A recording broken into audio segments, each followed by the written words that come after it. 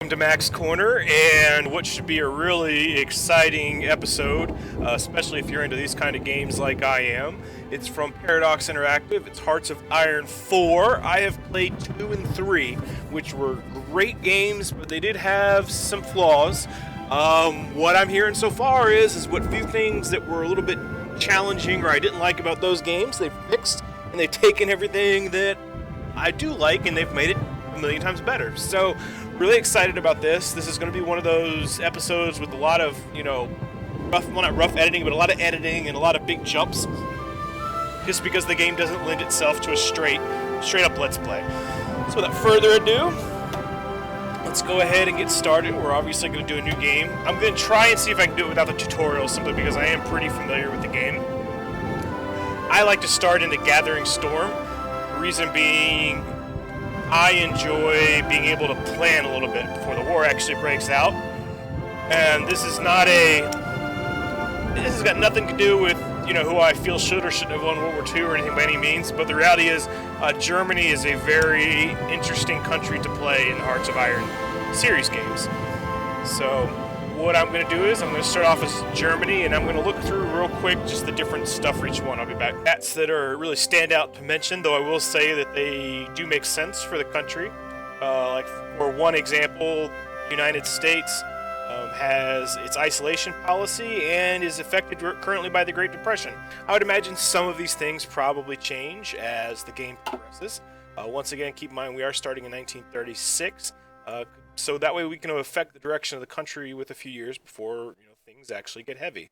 Another really cool thing about this game is even though we're going to play Germany and the major powers probably are the most involved and interesting, you can play any country in the world and set your own personal goals, which is pretty cool. So without further ado, we are going to, being Poland, it might not make for a long game, but it would be interesting.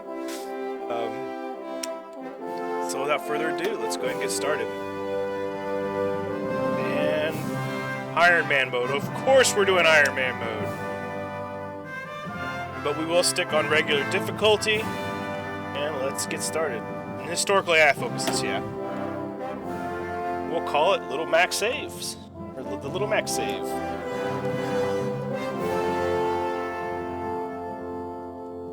So this will be our Iron Man playthrough. And I'm just really what I want to do is let's just take a quick look at the map. As expected, looks like a really gorgeous little map. So you can zoom in, and I like how they've really updated it, so it looks like you can really tell where the cities and stuff are, how substantial the cities are. These are obviously the airports. I like how they've got that. These are our divisions. And right now we're just doing a quick look at the map. I'm going to be doing planning offline, and then I'll discuss the plan and what I'm intending to do sort of after it's already done, if that makes sense. So one of the cool things is you can zoom out, and it can give you an indicator of, a global indicator with a large level of detail, or not, not a large level of detail, but a big paintbrush picture stroke. And one of the cool things I really like that they did, because in the old games it kind of got to be a bit of a mess, was I like how as you zoom, so I know there's 8 divisions in this general area, and as you zoom in, it actually pulls them into the provinces, which is pretty cool. So it gives you a quick you get an idea what's going on, and then you can get the specifics. So as I said, the map is pretty cool. I'm liking it. It's just a gorgeous, gorgeous map, which I've come to expect from Paradox Interactive. I'm going to go ahead and stop recording now, play a little bit, and then come back on later and tell you what I've got. Around with it, and it developed a pretty, I think, good plan for the start of this. And the music it's interesting. Sometimes it's really loud, and sometimes not as much. I do like it, though. Regardless, I'm going to walk you through pretty much everything I've been doing and my thought process for doing it this far. As you can see, I haven't even started playing yet. These buttons, we have our research. What I've decided is, the foundation of any modern military is going to be based on its infrastructure. both research, production, especially in this period of time in particular. So Germany has not advanced past the default basics for anything except synthetic oil. And so I focused the research on upgrading production, upgrading construction, and this is a big one because even historically Germany always had an oil problem. After it invaded, it did do a little bit better, but oil was always kind of a shortage for them throughout the war. And then here's the research side of things. This is probably the single most important thing. You want to stay on top of innovation. Innovating things that help you innovate, as weird as that sounds, is pretty darn important. So we're going to be focusing down this tree as well. I believe we'll get more research slots as time goes on. I'm not 100% sure on that.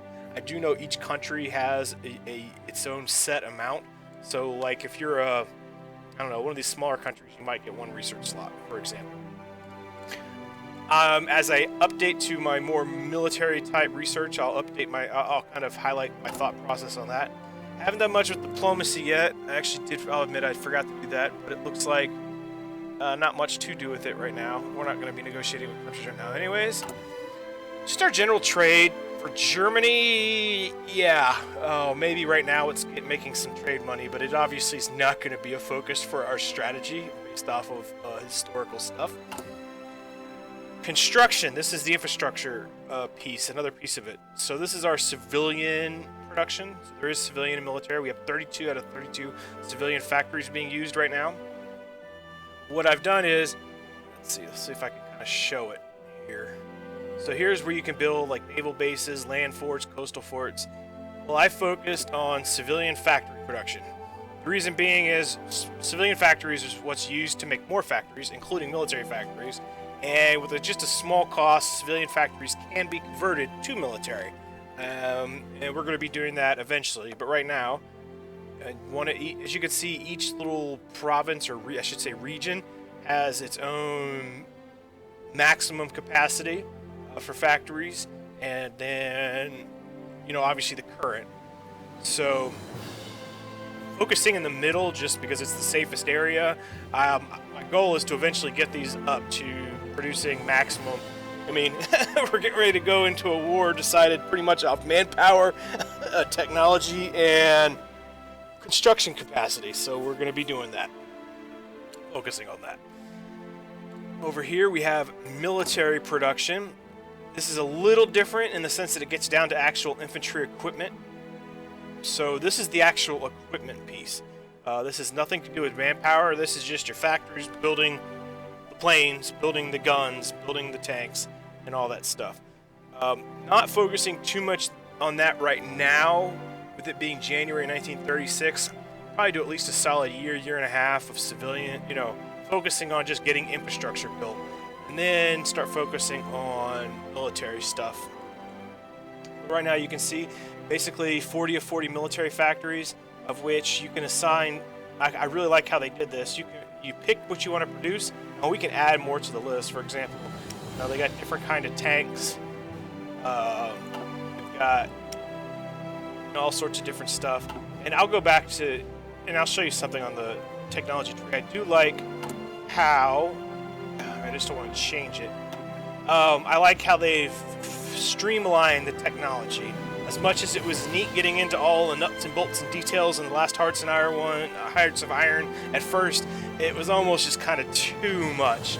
I like how they've done this here. How it works is, so if we're in 1936, the technology's at cost. If we're trying to research a 1918 technology, it's going to be below cost. Doing that eventually. That would be good.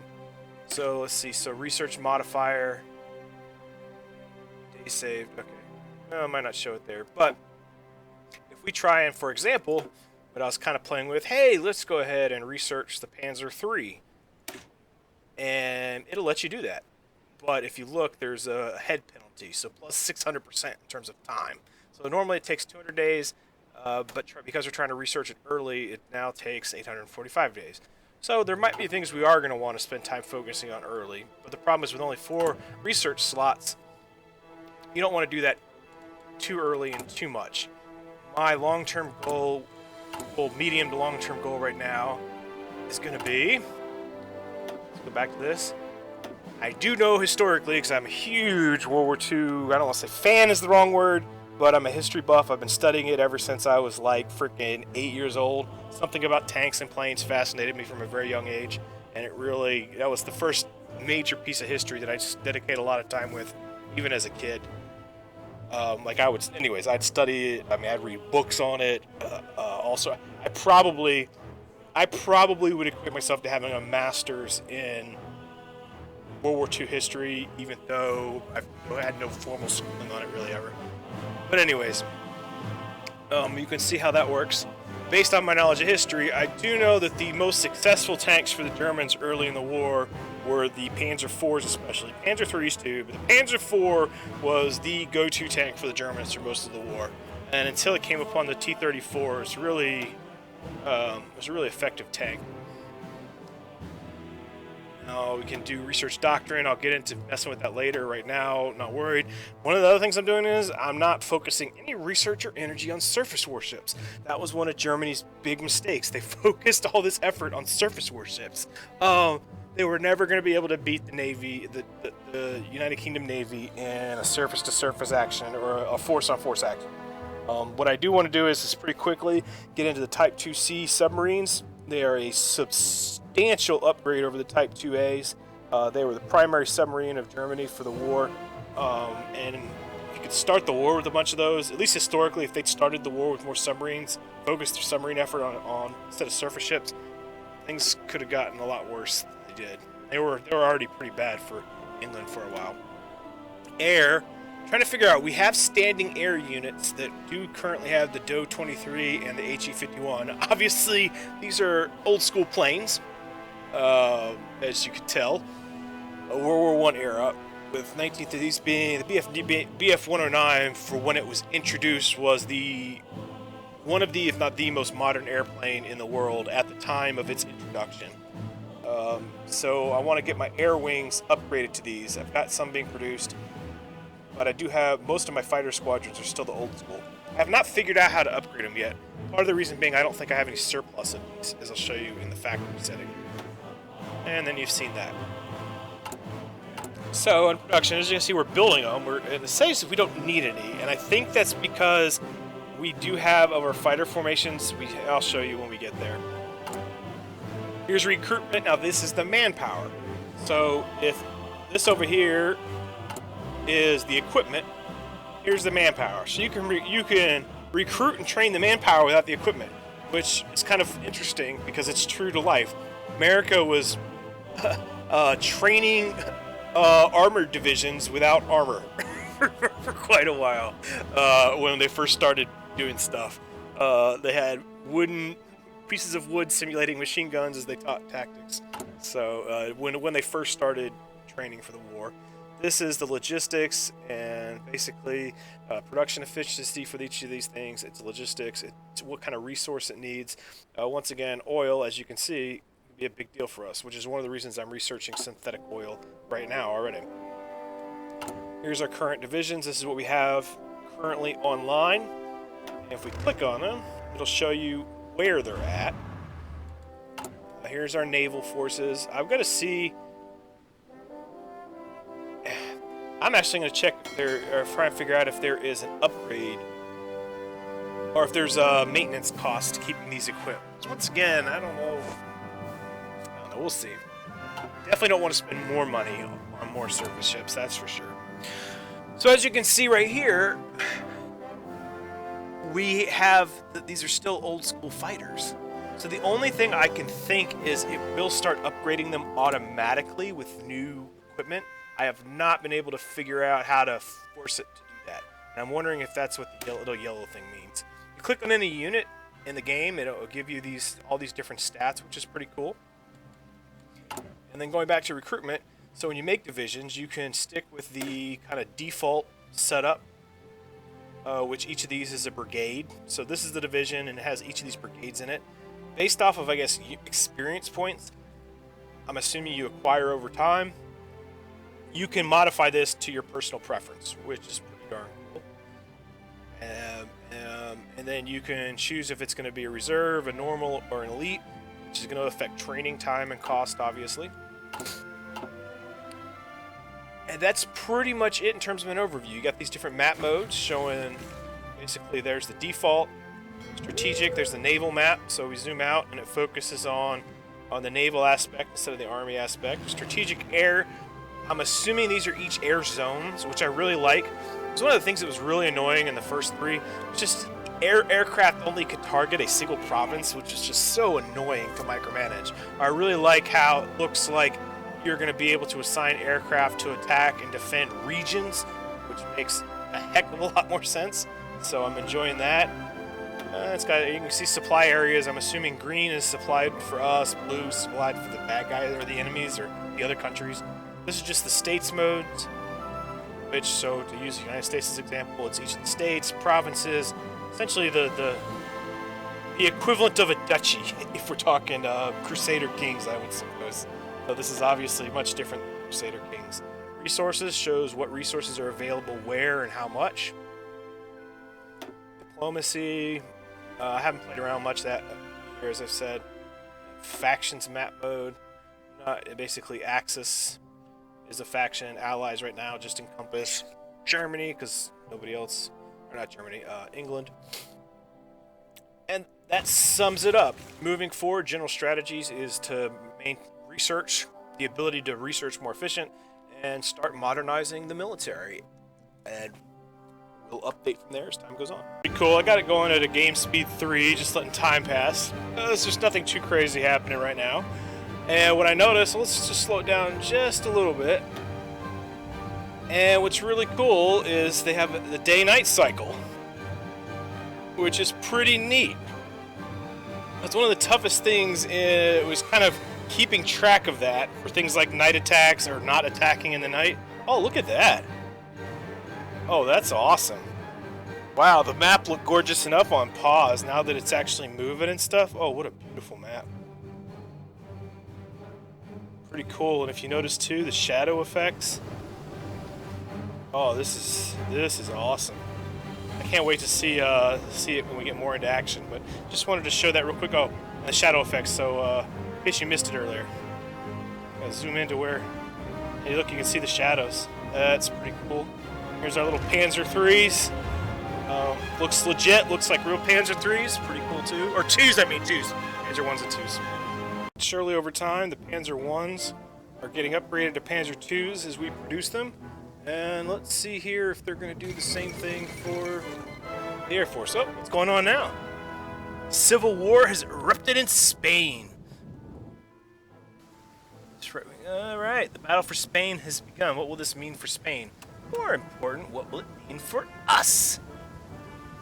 Because historically, the Germans sort of used Spain as a training ground, a real war training ground for their own army. So we'll see if we get the opportunity to do that. I might try the diplomacy section out. Before we do that, just real quick, let's check and see if our fighters are upgrading like our tanks were. Like we can't tell yet. That's what I really want to find out. We'll check in on that later.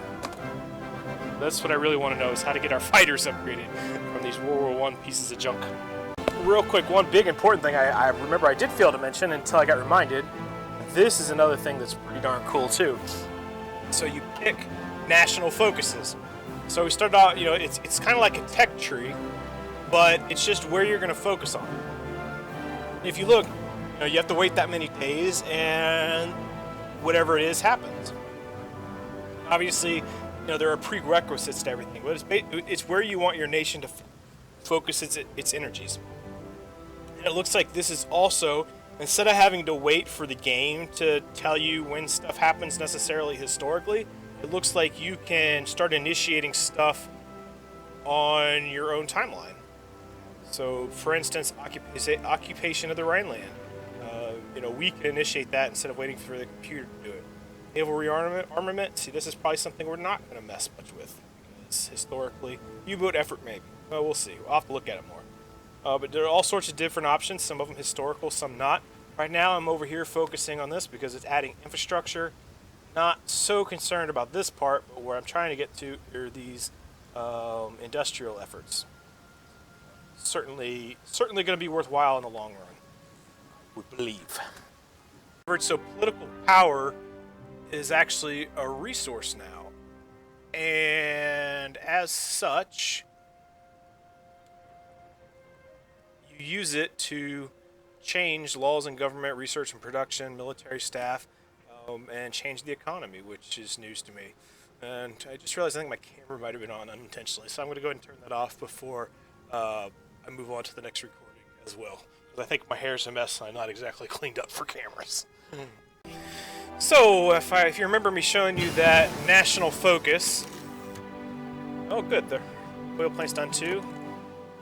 Basic machine tools. All right, so we'll go do some research then before we skip off too.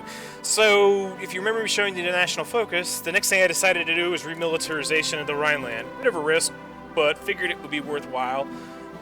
Clear violation of Treaty of Versailles happened historically. So there we go. It's German territory. We completed that, which is going to do a couple things for us. One, let's do our research first, though. Well, no, we'll show that off real quick. There we go. National. There we go. National focus. It's going to open up these options. Befriending Japan, sure, maybe we'll do that. I'll have to look at a lot of these and see. Oh, these branches are mutually exclusive. Interesting. So you do one or the other, but not both. You know, I might befriend China. In a lot of ways, it makes more sense. But we'll see. I never really considered that. I never thought about it before, but that actually makes a lot of sense. In a lot of ways. More sense than Japan. Anyways. For right now, a couple of other reasons. One, so my power change is now 3 per day, so it's going to give us more political resources. Because it was at 2 plus 50% for 3. Because we didn't have the Rhineland, we were losing 1 point, so I'm getting 2 points a turn. So that's going to make a big difference. And that's a 33, well, really a 50% increase, actually, per day. And then the west wall is more, which is going to be kind of next what I wanted to do. It's got much more value adding forts if you read it, if we've actually occupied the Rhineland. So that was the thought on that. And I'll look through and pick what I want to do next, probably the west wall. But I'm going to look at it a little bit. And now we need to start researching more technologies. I did do, so this was researched offline, moved in over here to reduce research time again. Anything reducing research time is important in my opinion early on because it's going to be, it's going to carry out throughout the game. Alright, so what else do we want to look at now? Once again, I think we want to keep with our industry. Synthetic oil, hopefully, is going to help reduce our oil problem. 2.58 years ahead of its time. Whew. Honestly, though, I think it might be worth it.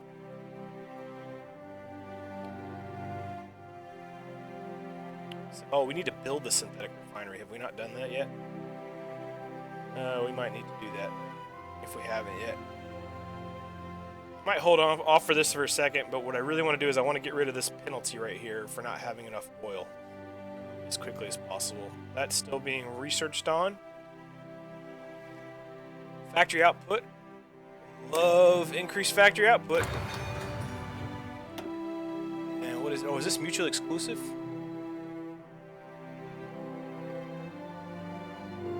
Ooh. I have to take a look at that.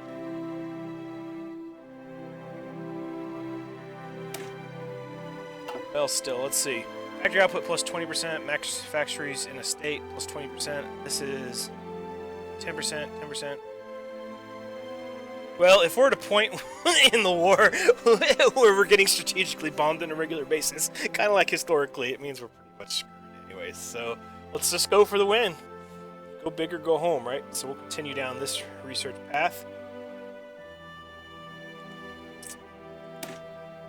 And then, what else we got? It's only a little bit ahead of the game, not a lot. Production efficiency cap. Okay. Probably go ahead and do that. I'm not going to try and develop the atomic bomb as Germany. And this is another thing. As much as it was helpful for post-war space exploration. In terms of helping the war effort, really didn't do the Germans that much good. Well, even rocket engines. Jet engines were good. Okay, well, we might want to start doing that later on just to get the jet engines, but rocket engines on planes don't work too well. They had some Comet, some ME Comet. It was a fascinating aircraft for its innovation's sake, but air doctrine. I'll probably look at the air doctrine too. All right, let me think about this, mess around with it. I'll have to pick a different tech and a different national focus. So I just wanted to show a little bit of the fighting. It's, you know, it's designed to be a strategic game, so it's not weird that it's not super detailed, but it is fun. It's definitely fun to watch. Unlike the previous one, well, let's see if it'll actually show it. I don't know. Well, let's try and draw this again. I'm trying to get them to head this way, and not quite sure why they aren't. Give me a sec. Worked last time. I don't know if they're resting or what. Right click to order the unit to move. There we go. So it actually shoots, you know, see? I mean, it's pretty cool. I've seen a lot of stuff, and these guys actually fire. So for what the game is, it's got a pretty detailed little fighting mechanic, or fighting graphics, given the nature of the game, which is pretty cool. And I imagine different weapon systems will look different. I'm also really excited and impressed that it looks like an actual German Panzer 2 or 1. It's not a generic Panzer tank, which is also pretty cool. What's going on with this guy? Unable to find a valid path to target. Him or me? I hope that's for him. I don't know why I keep saying that. Let's see if we can get a feel for how we're doing.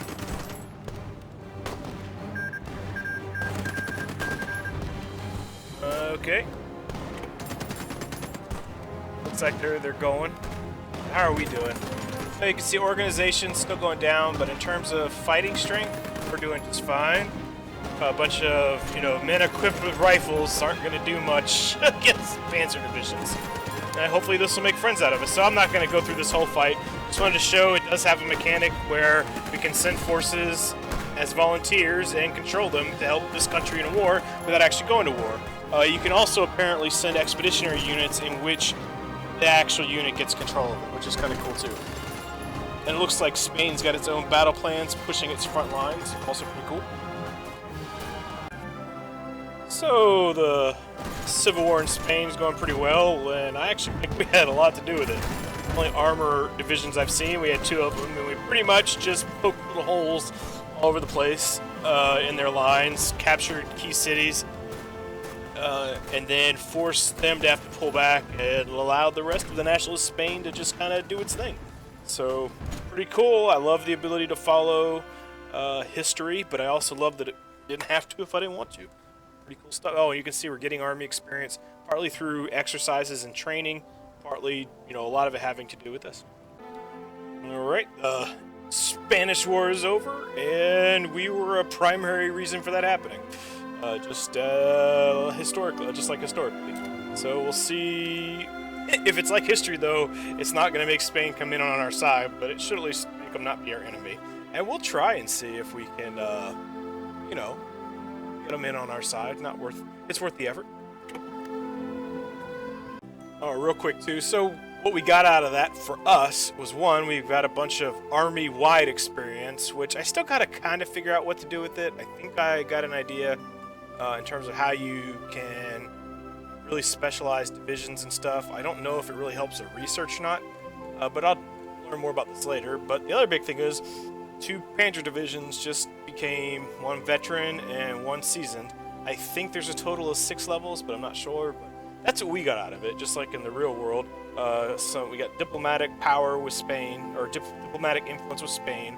We ensured a fascist government in Spain, so they're hopefully gonna, if not be our allies, at least not oppose us. And then we got some veteran units. So, it's good stuff. Well, this is kind of cool. I don't know what made it occur this way, but the Hindenburg incident occurred, but it was saved. The airship didn't actually go up in flames like it did in real life. I'm not sure if it's just a percentage chance, or maybe if some of our research happened to influence that. I'd be really curious to figure that one out, though. It's pretty cool, too.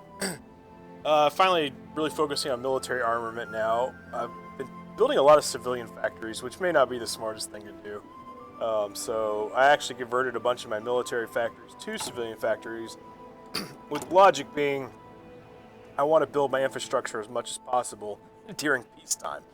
And you can convert over from civilian to military relatively cheap. So I've got 63 factories, almost done building these synthetic plants, which have I no longer have a rubber and oil shortage in production because I am building. I've got these synthetic plants going on, and then I'm going to be building a whole bunch more civilian factories.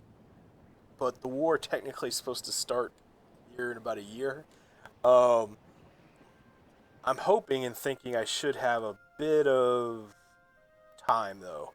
Like Germany should have probably waited a couple years if it was going to go to war before doing it. I'm going to see if I can wait till maybe 1940. But we shall see. And the main reason I started recording it's been a long weekend, a fun weekend, but a long weekend, so I'm a little tired. But one of the reasons why I did bring that up a second ago and totally forgot to mention it is one of the cool mechanics in this. Oop, I didn't realize time was still. One of the big mechanics in this is you can start producing something, but the longer you produce the same thing, it increases in production efficiency. And due to the focus I've put on industry, so let's show you that. So I haven't really researched much else of anything, but I've really been focusing down way ahead of the game on research and industry. So it's still like, what, 1938? And this is what we're working on right now, which is going to set us back in the short term, but in the long term, I really think it's going to set us up for success. This one especially, getting these synthetic oil built is going to be a huge help. Obviously, if we start taking land, that'll help too. Best to not have to rely on that, if that makes sense. Just wanted to show you that. So we've worked up, and we can now invite Italy to join our faction, which, hey, why not? If nothing else, they can do what they were in real life and be cannon fodder or something. So, cool. Right, and what is sort of a interesting development, because I haven't invaded yet. It's 1941. I don't know. I might see how long this can go. Man, I haven't really played that well, though. Mostly because I didn't get my military manpower up quick enough, so I'm way late to the party annexing these other countries, which would have helped me do stuff faster, probably. But it's a first-time playthrough, so live and learn. So it's mostly because I didn't fully understand the system, but I do now. I'm liking it. I probably won't be doing too much longer tonight. I know nothing too exciting has happened, but this was mostly designed as an introduction to the game for those who maybe knew of it but didn't understand, wanted to learn more about the specifics on how it worked. Alright, a little later than it was historically, but we now control Austria. Let's check and see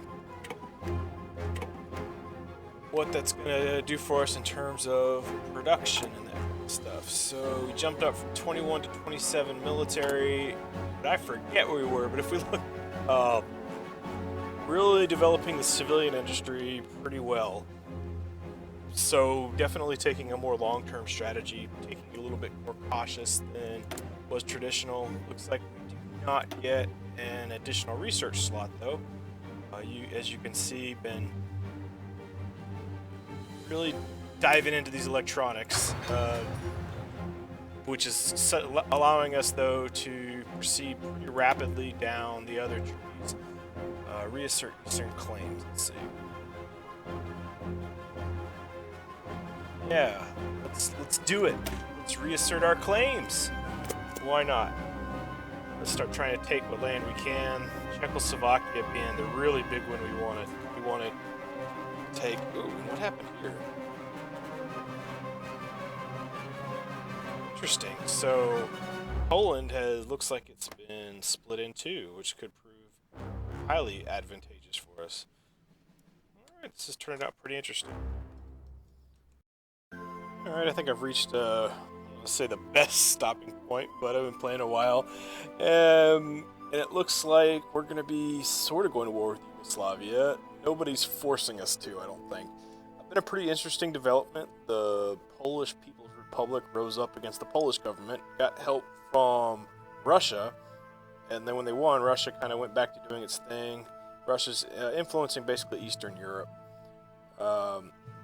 As far as we're concerned, available war goal. We have now gotten a war goal for Yugoslavia. So justify war goal. Why would we have to do that? Conquer. I'll have to figure out what that means. But we've got a justified war goal, which with us being fastest, I don't know if that really matters because I think we can go to war anyways, but I'm not sure. So we'll be doing that next episode, going to war with Yugoslavia. If you want to see kind of what's been going on, we've gone through. So I haven't done the Danziger War. That's essentially where we get Poland or we don't. Typically, that's supposed to be the start of the war. Which, if we get Poland, it looks like we can still declare war on France and that kind of stuff. But I've decided to try and gain more land than has historically happened with diplomacy. It didn't work with Yugoslavia. We'll see if it'll work for Greece. Have not allied with, I didn't do the pact with Russia as was historically done, but I also haven't entered into any kind of anti-communism pact either. I just want to leave options open right now to look at where we're at in terms of technology. Here's where we're at with our infantry technology. Keep in mind, we haven't even started World War II yet from our perspective as Germany, and it's 1943. So, definitely just been kind of chilling and learning the game kind of stuff. Focusing on the important things. Technology-wise, we're still sitting pretty good. Haven't messed with the support battalions. Probably need to go ahead and get the Tiger researched at this point. Move down the tank line all the rest of the way. Here's where we're sitting with artillery. Land doctrine. As Germany, we're forced down this path, which isn't a bad thing, because it really is the best path, especially for offense. Naval doctor, Navy, I haven't built any more naval ships, though I did research the Type 7C and built the whole buttload of them. So if and when it comes time to mess with Britain, we're going to be good to go. I probably need to start moving down this tech tree line. Air, behind the power curve in terms of air superiority. I need to start moving down that a little bit. Air doctrine, though, our doctrine's pretty solid. And then engineering, if you look, we have gone all the way down the engineering tech tree. I thought we'd have been a little better off at this point, but what I mean by this, I thought we'd get here a little quicker than we did. This is the big one, though. Factory in terms of production capacity, synthetic oil. I mean, we've got core industry technology for the game. So it's kind of playing catch up on the other stuff. Just been producing some equipment, nothing crazy, because we're not really at war yet. And just figured, hey, why do we need to? Big event here is we've pretty much maxed out infrastructure and anti-air, and radar was maxed. Now we can get up to 6 radar units, and we have a whole ton of civilian production, which gonna need to be converted over to military production. But as I said, that's not too terribly expensive.